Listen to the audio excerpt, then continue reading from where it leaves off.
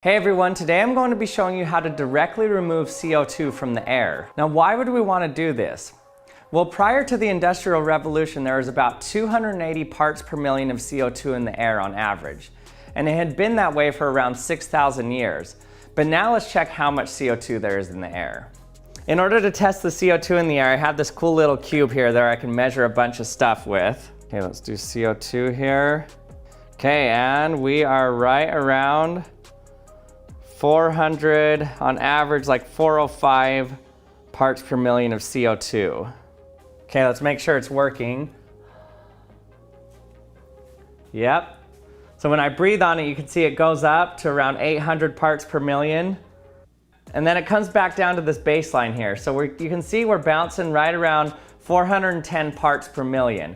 The global average right now is 417 parts per million of CO2. So you can see that since the Industrial Revolution, we've increased the parts per million of the CO2 in our atmosphere by around 200. Why is this? Well, there's a ton of carbon that's been buried in the earth as natural gas and coal and oil.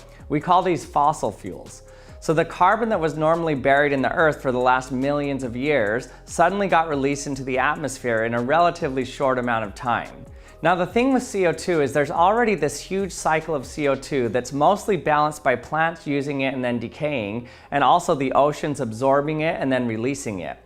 But this unbalanced portion from fossil fuels releasing quickly is causing the concentration to increase. So what can we do about all this extra carbon in the atmosphere?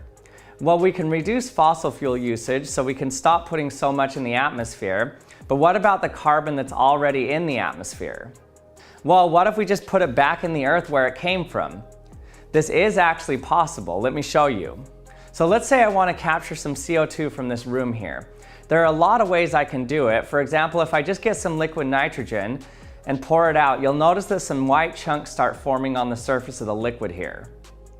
This is actually solid CO2 or dry ice, and it came from the air.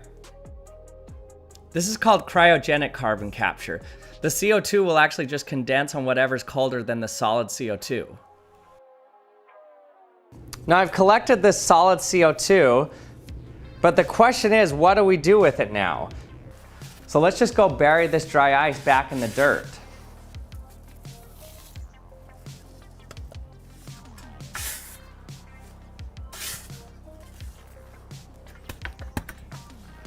Now obviously this isn't going to work because the CO2 will just escape.